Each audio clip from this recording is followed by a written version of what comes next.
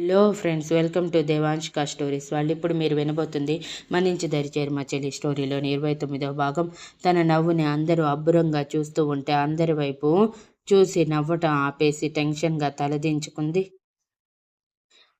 ఆర్యన్ ఆరోహి తలపైకెత్తి, నువ్వు ఎప్పుడు ఇలాగే నవ్వుతూ ఉండాలి, దానికోసం నేను ఏం చేయటానికైనా రెడీ అని తన కళ్ళల్లోకి ప్రేమగా చూస్తూ అంటాడు. ఆరోహి ఆర్యన్ కళ్ళల్లో ప్రేమకి ఏం చెప్పాలో అర్థం కాక తను కూడా ఆర్యన్ కళ్ళల్లోకి చూస్తూ చుట్టూ జరిగేది మర్చిపోతుంది. ఆర్యన్ కూడా తన కళ్ళల్లోకి చూస్తూ, కానీ నాకు మాత్రం కాఫీ చేయటం రాదు, ప్లీజ్ ఈ ఒక్క విషయంలో వదిలే అని వెంటనే ఏడుపు మొహం పెట్టి అడుగుతాడు. ఆర్యన్ అలా అలగానే ఆరోహి తేరుకొని, అలాంటిదేమీ కుదరదు, మీరే అన్నారు కదా నేను ఏది చెప్తే అది చేస్తానని, కాబట్టి కాఫీ చెయ్యాల్సిందే అని నవ్వుతూ అంటుంది. ఆర్యన్ అందరి వైపు చూస్తూ లలిత గారి వైపు చూసి, అత్తయ్య మీరైనా చెప్పండి ఆరోహికి ప్లీజ్, నాకు కాఫీ చేయటం రాదు, మీకోసం చేస్తాను, కానీ అది తాగి మీరు హాస్పిటలైజ్ అయితే నేను తట్టుకోగలనా చెప్పండి అని దీనంగా అడుగుతాడు.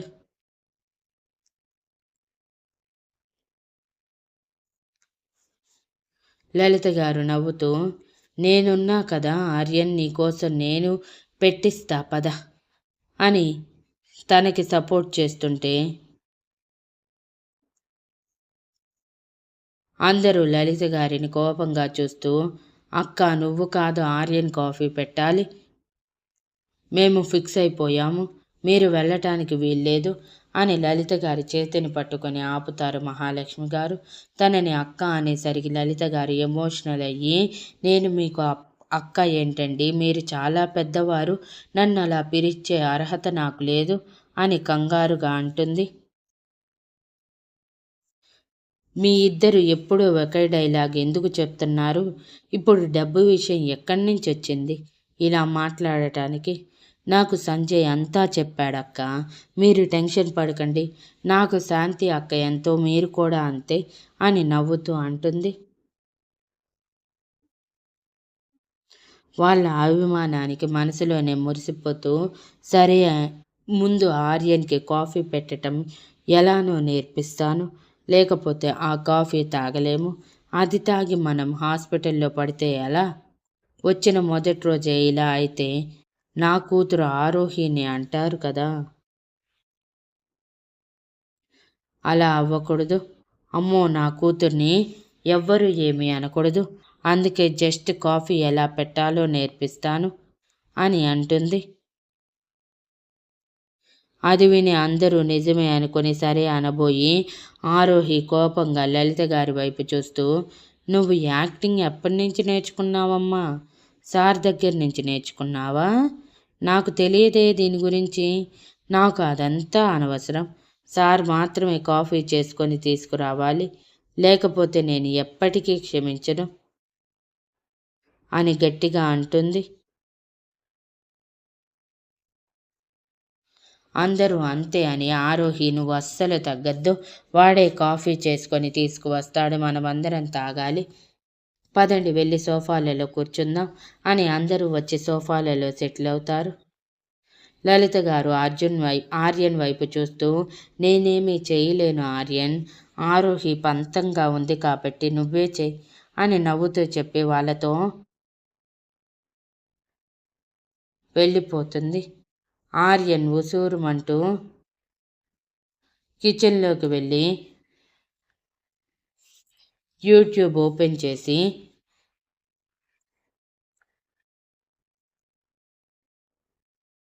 అరగంట పాటు ట్రై చేసి అందరికీ కాఫీ తీసుకువచ్చి వాళ్ళ రియాక్షన్ ఏంటి అని టెన్షన్గా వాళ్ళ వైపు చూస్తూ ఉంటాడు. అందరూ కాఫీ చూసి కలర్ బాగానే ఉంది, టేస్ట్ ఎలా ఉంటుందో అని భయంగా ఒక సిప్ చేసి వెంటనే బయటికి వస్తారు, ఒక్క ఆరోహి తప్ప.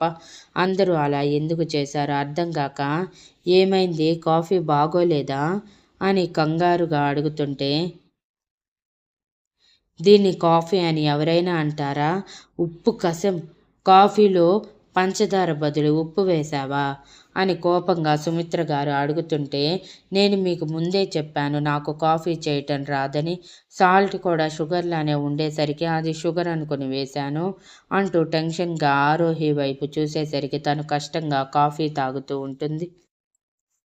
లాస్ట్ సిప్ ఉందనగా ఆర్యన్ కంగారుగా ఆరోహి చేతిలో కప్ లాగేసి, ఏమైంది నీకు? ఇంత ఉప్పు తాగితే నాలుక కొట్టుకుపోతుంది, పిచ్చి పట్టిందా అని కోపంగా అడుగుతుంటే,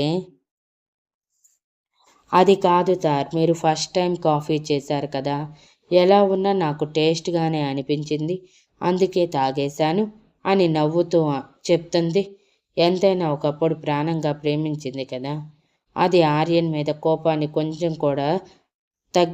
కొంచెం తగ్గిస్తూ ఉండేసరికి ఇలా చేసింది. ఆరోహి కళ్ళల్లో మునిపటి ప్రేమ కనిపిస్తుంటే ఆర్యన్ ఆరోహిని టైట్గా హగ్ చేసుకొని, I'm sorry Aarohi, I'm really very sorry అని ఎమోషనల్గా చెప్పి వెంటనే తన గదిలోకి వెళ్ళిపోతాడు. ఆర్యన్ అలా ఎందుకు చేశాడో అర్థం కాక ఆరోహి అయోమయంగా ఆర్యన్ వెళ్ళిన వైపే చూస్తూ ఉంటుంది. అందరూ ఆర్యన్ అలా ఎందుకు అన్నాడో అర్థమై ఆరోహి పక్కనే ఉన్న మహాలక్ష్మి గారు ఆరోహి భుజం మీద చేయి వేసి, వాడు 5 సంవత్సరాల నుంచి ఆ రూమ్ నుంచి ఎక్కువగా బయటికి రాలేదు. వెళ్తే సినిమా షూటింగ్, లేకపోతే ఆ రూమ్లోనే ఉండేవాడు. తన రూమ్లోకి ఎవ్వరినీ రానిచ్చేవాడు కాదు. ఎప్పుడు స్క్రీన్ మీద నీ ఫోటో పెట్టుకొని నీతోనే మాట్లాడుతూ ఉండేవాడు. తన వల్ల నువ్వు చాలా పడుతున్నావని బాధపడేవాడు. నీ కోసం చాలా ఎదురు చూసేవాడు. వాడిని అర్థం చేసుకొని తొందరగా మీరిద్దరూ ఒకటైతే చూడాలని ఆశగా ఉంది ఆరోహి. కానీ నువ్వు వాడిని ఒప్పుకున్నట్టు వాడికి తెలియకుండా వాడిని మాత్రం తిప్పలు పెట్టి 3 చెరువుల నీళ్లు తాగించు. ఇంకొకసారి నిన్ను బాధ పెట్టకూడదు, అలా చెయ్యి అని నవ్వుతూ ఎమోషనల్గా చెప్తుంది. అంతా విని ఆరోహి, అంటే ఆర్యన్ గారు నా మీద ప్రేమతోనే ఇక్కడికి తీసుకువచ్చారా? మరి అప్పుడు అలా ఎందుకు మాట్లాడారు? ఏది అర్థం కావట్లేదు.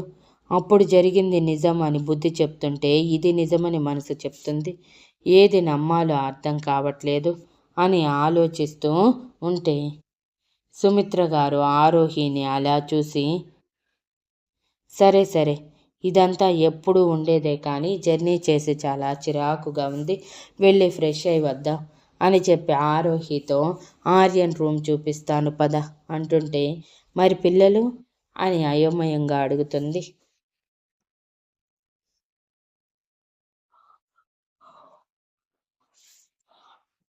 లలిత గారు వెంటనే, నేను చూసుకుంటాను, నువ్వు వెళ్ళి ఫ్రెష్ అయ్యిరా ఆరోహి, మళ్ళీ లేట్ అవుతుంది, పిల్లలకి టిఫిన్ కూడా పెట్టాలి కదా అని అంటుంది. ఆరోహి సరే అని సుమిత్ర గారితో ఆర్యన్ రూమ్కి వెళ్ళి రూమ్ బయట వదిలేసి సుమిత్ర గారు ఆరోహి చేతులు పట్టుకొని, మహాలక్ష్మి వదిన చెప్పిందని కాదు, నేను కూడా చెప్తున్నాను, వాడు కనీసం కంటి నిండా నిద్రపోయి 5 సంవత్సరాలు అవుతుంది ఆరోహి. ఎప్పుడూ నీ ఆలోచనలే, ఎక్కడ ఉన్నావో ఏం చేస్తున్నావో అని బాధపడుతూ ఉండేవాడు. నీ గురించి ఆలోచిస్తూ డ్రింక్కి ఎడిక్ట్ అయిపోయాడు. ఇంట్లో ఉన్న కూడా రూమ్ నుంచి బయటికి వచ్చేవాడు కాదు. ఈ రూమ్నే వాడి ప్రపంచం చేసుకున్నాడు. ఇక ఇప్పుడు నువ్వు కూడా వచ్చావు. నిన్ను చూసిన దగ్గర నుంచి వాడు నవ్వటం మళ్ళీ నేర్చుకున్నాడు. వాడిని పూర్తిగా మార్చి ఎప్పటికీ వదలనని నాకు మాట ఇవ్వు ఆరోహి ప్లీజ్ అని ఏడుస్తూ అడుగుతుంటే ఆరోహి వెంటనే, మీరు అలాంటి టెన్షన్స్ ఏమీ పెట్టుకోకండి ఆంటీ, నేను ఎప్పటికీ ఆర్యన్ గారిని వదిలి వెళ్ళను, కానీ నాకు నమ్మకం కుదిరే వరకు ఇంతే, కొంచెం కఠినంగా ఉంటాను, మీరు దానిని మాత్రం అడ్డు చెప్పకూడదు అని చేతులు కట్టుకొని అడుగుతుంది. ఈ విషయంలో నేనేమీ అనను, నేను కూడా నీ పార్టీనే. వాడిని మరీ ఎక్కువగా కష్టపెట్టకు, ఎప్పుడు ఇలాంటి పనులు చేయలేదు, అలాగని అస్సలు పనిష్ చేయకుండా ఉండకు. ఇంకొకసారి ఇలాంటి పనులు చేయాలంటే భయపడాలి, అలా చెయ్యి అని చెప్పి అక్కడి నుంచి వెళ్ళిపోయింది. ఆరోహి ఆలోచిస్తూ ఒక నిర్ణయానికి వచ్చి రూమ్ డోర్ తీసి లోపలికి వెళ్ళేసరికి రూమ్ అంతా చూసి షాక్ అవుతుంది.